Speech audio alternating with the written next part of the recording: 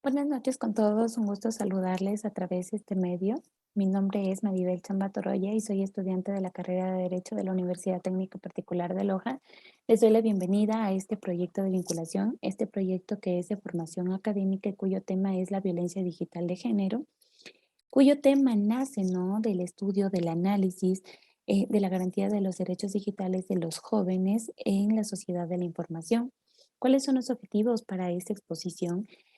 Uno, identificar esa problemática existente en la sociedad como es la violencia digital de género. Dos, analizar la normativa jurídica vigente en el Ecuador que le hace frente a esta problemática y por ende también pues capacitar de una u otra forma a la sociedad en el uso adecuado de las TICs. ¿Qué es la violencia digital de género? La violencia digital de género es toda forma de discriminación, de acoso, de explotación, de abuso, de agresión que se produce a través de las diferentes redes sociales, a través de los correos electrónicos, a través de los celulares o de cualquier otro medio que forme parte de las tecnologías de la información y la comunicación y que conllevan a su vez consigo diferentes afectaciones a las personas, entre ellas psicológicas, físicas, afectaciones económicas, afectaciones sexuales. Me atrevería a aseverar, de hecho, que casi la mayoría de las personas hemos recibido alguna vez en nuestra vida alguna imagen indeseada, mensajes o llamadas hirientes, eh, incluso el hecho de que una persona acceda a una red social que no es suya y sin consentimiento son diferentes ejemplos de violencia de género digital. Con la llegada de la pandemia y también con la hiperconectividad, este índice de violencia digital de género eh, ha explotado, ha aumentado de manera alarmante. De hecho, existen estadísticas, una de ellas se encuentran citadas en el reporte para el Comité de Derechos Humanos contra la Violencia de la Mujer, que fue dada en el año 2018, en el que indica que el 23% de las mujeres a nivel mundial alguna vez en su vida han recibido acoso o abuso a través de diferentes medios de las tecnologías de la información y de la comunicación. Estas violencias afectan principalmente a quienes afectan a las mujeres, a los niños, a las niñas, a los migrantes, a las personas de la comunidad LGBTIQ+, ¿no? Debido a la reproducción de relaciones de poder que de una u otra forma pues se dan en contextos de desigualdad social. Existen diferentes tipos de violencia de género en el ámbito digital. Aquí vamos a reconocer algunas de ellas, desde el acoso digital, la violencia sexual digital, la violencia sexual digital contra niñas, niños y adolescentes, el grooming que forma parte de estas, el doxing, discursos de odio y expresiones discriminatorias, ataques a la libertad de expresión, hackeo de dispositivos y cuentas.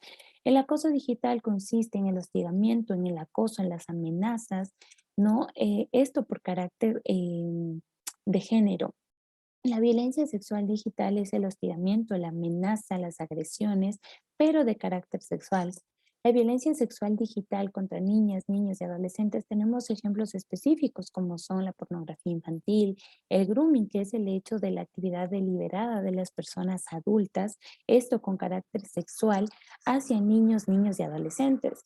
El doxing, el hecho de que las personas compartan en línea información privada de diferentes personas sin su autorización.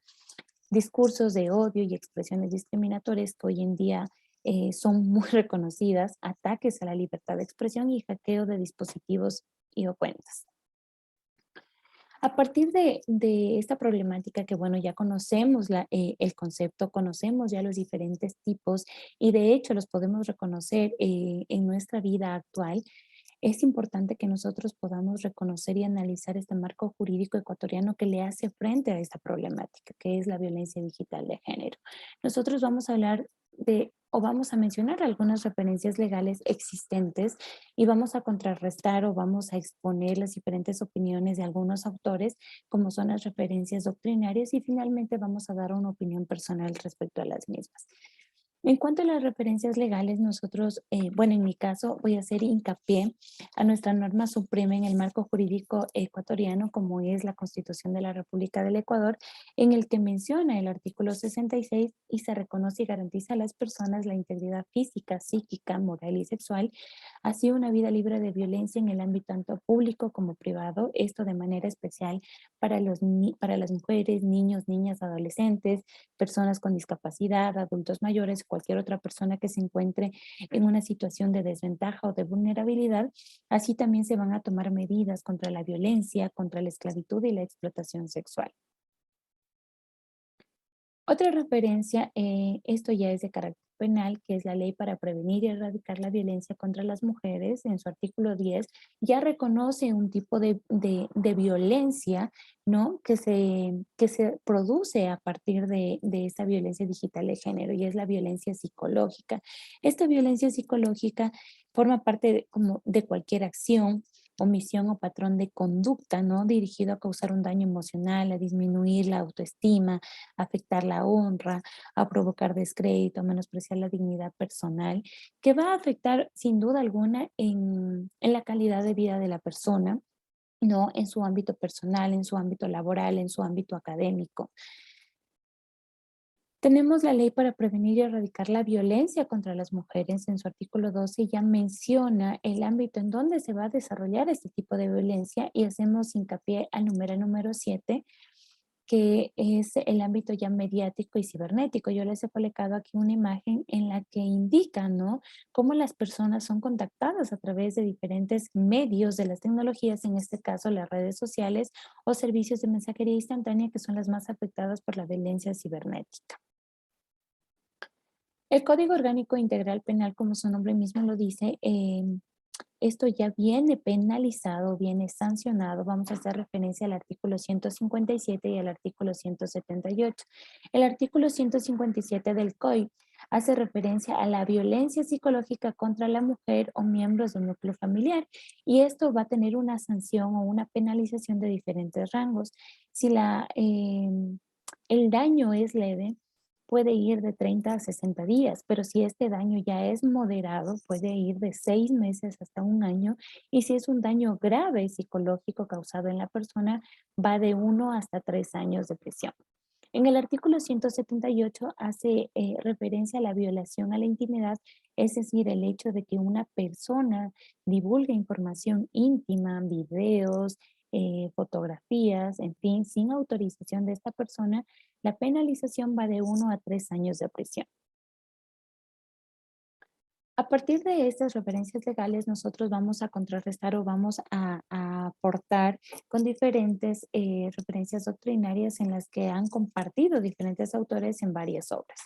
En este caso, el Consejo de la Judicatura, en su obra de libre violencia, hace referencia al artículo 66 de la Constitución de la República del Ecuador, en el que se velaba por la integridad de las personas y por una vida libre de violencia. ¿Qué es lo que menciona el Consejo de la Judicatura?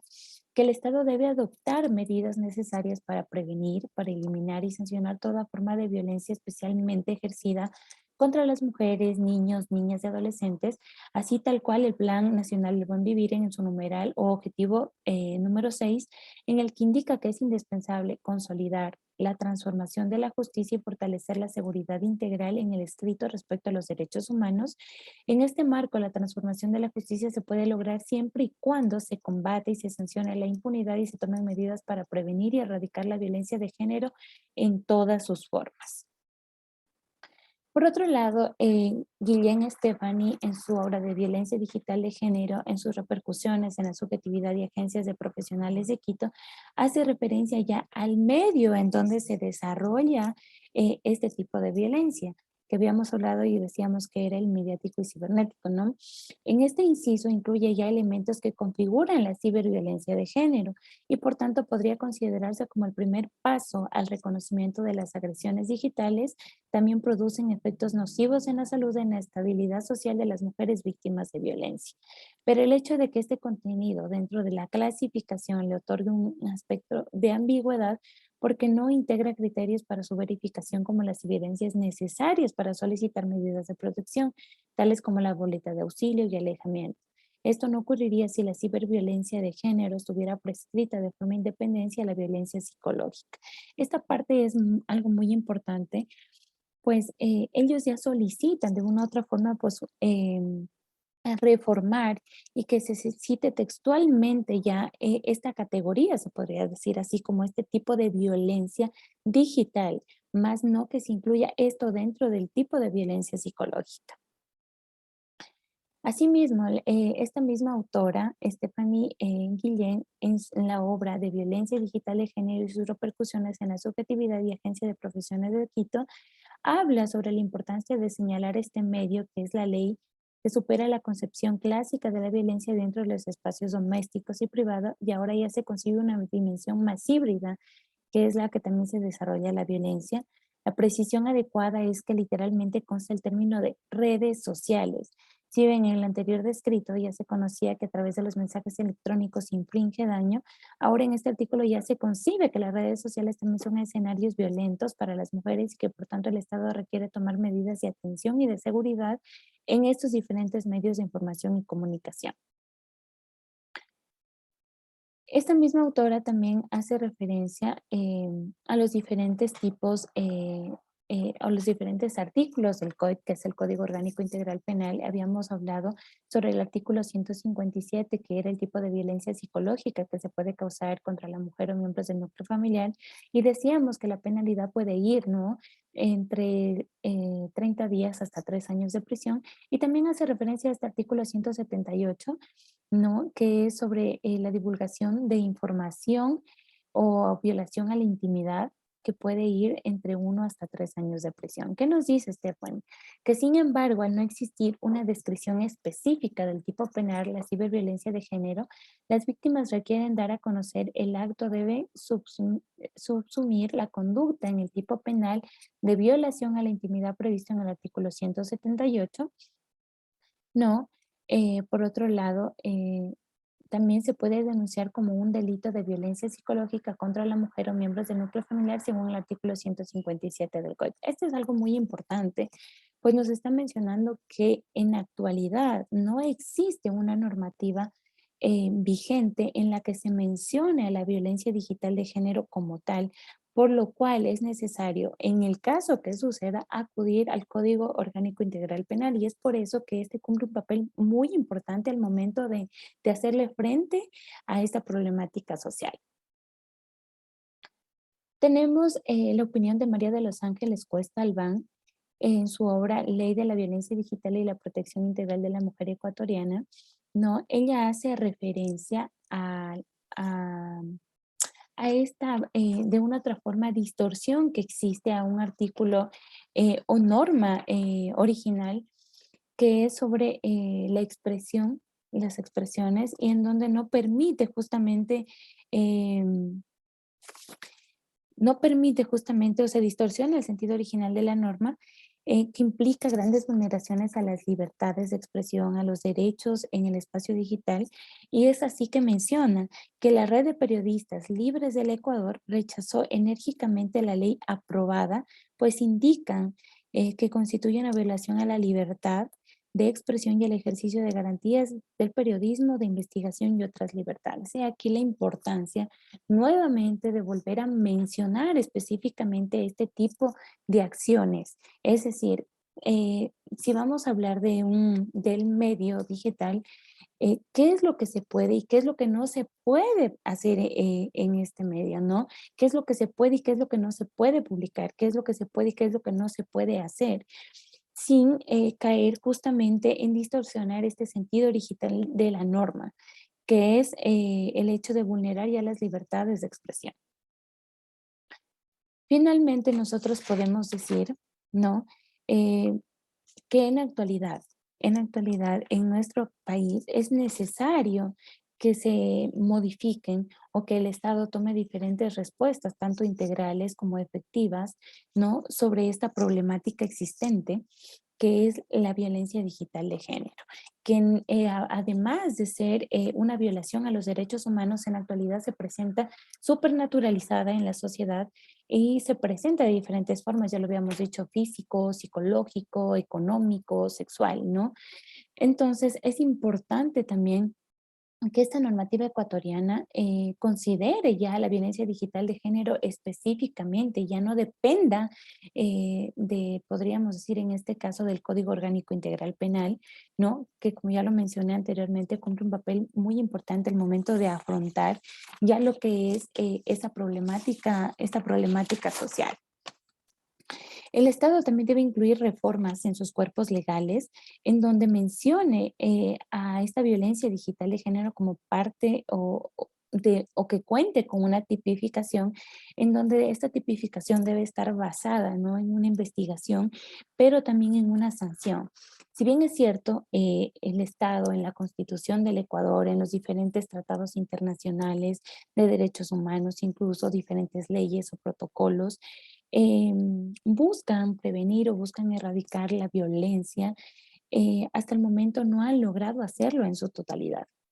Este tipo de violencia adopta diversas manifestaciones que van desde mensajes de texto, que van a llamadas hirientes, que llegan a amenazas, que llegan a insultos, que llegan a divulgación de información, que pueden llegar a causar incluso diferentes tipos de cambios en el estilo de vida de las personas, a causar diferentes enfermedades como son la depresión, como son la ansiedad. Por eso es importante que exista esta transformación dentro de las reformas en los cuerpos legales, ¿no?